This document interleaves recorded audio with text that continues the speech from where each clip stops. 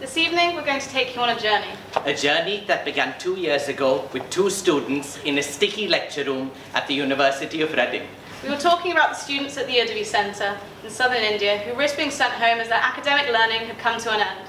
This was the first time that the both of us met, and together we embarked on a journey that has brought us here today. One of us studied politics and the other law, but we both shared a mission to tackle this issue in an environmentally, socially and economically sustainable way. Let me take this time to thank you all for your attendance. My name is Emma. And I'm Jehan. And we're here to share our solution of bottles of hope. The Udvi Centre has been close to my heart, having worked with them for a number of years. Udvi is a centre for young people with special needs in the town of Coonoor in South India. According to the Organisation of Economic Cooperation and Development, India has the highest recorded rates for disability, as 60 million people have some form of disability, of which only 100,000 people are in employment. In India, the life of someone with special needs is extremely bleak. If they're fortunate, when they're young, they go to a centre for academic learning, such as Udvi. But after this, they have to rely on the mercy of their family and relations. These were students whom I had taught mathematics and environmental studies to, and it now sunk in that in a couple of years they wouldn't be so fortunate. With this, we were faced with our first issue, integrating a disadvantaged workforce. To approach this in a conventional way would not work, as it could lead to extreme vulnerabilities of manipulation, exploitation, and abuse. We needed to create a safe working place, and that space was Udvi. The Nilgiri Hills has become an ever-increasing tourist destination, and with tourism comes extensive destruction, one of which is plastic waste. Thus, we were confronted with our second problem, as Jehan didn't want to see his hometown destroyed. Located on the Western Ghats, our hills face 2 monsoons every year, which together last for 4 months of the year and bring incessant rain and strong winds, leading to unreliable power supplies and regular power cuts, thus forcing locals to use paraffin candles and kerosene lamps.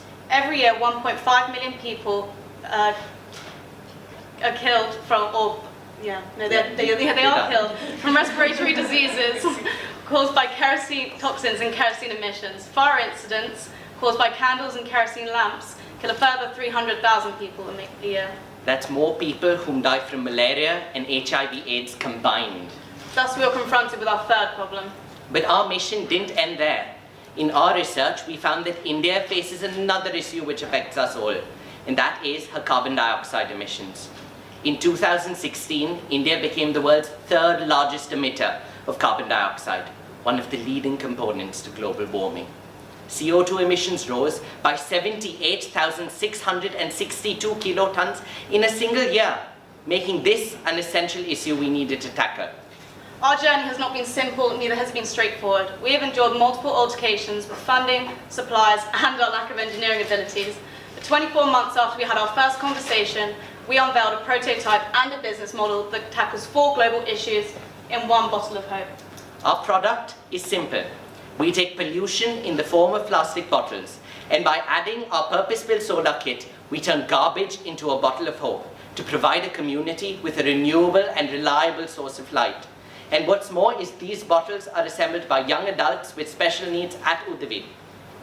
Meet our workforce, 6 students with severe forms of disability, all of whom were students at the Udvi Centre, but now too old for their academic learning programme. Over the summer, we have worked hard to train them in our assembly process. And in September, we produced our first bottle of hope. Bottles of Hope doesn't just provide our beneficiaries with a source of income, but a source of empowerment. In addition to them being paid for every bottle produced, through the assembly process, our beneficiaries have seen an improvement in their hand-eye coordination, attention span, self-confidence, and self-worth, spreading yet another ray of hope. These 6 youths are our principal beneficiaries. But as we said earlier, we want to impact the Nilgiri community. In September, we raised enough funds to buy 15 bottles of hope from the Udvi Centre to distribute amongst the Nilgiri community. We calculate our impact by filling in distribution forms for every individual receiving a bottle of hope. And as of today, we have impacted the lives of 40 individuals. We have now raised the funds for the next 40 bottles, and their assembly is underway. Within 2 months of commencing production, we have seen significant impact with our CO2 emissions. 1 bottle of hope gives the light of 15 candles. 15. And in the time since we have distributed the first 15 bottles, we have saved 405 kilograms of carbon dioxide from going into the atmosphere. How much time do we have left, Jehan? The bell's just gone on, so it's 1 minute. So that's how we tell you how we need your help.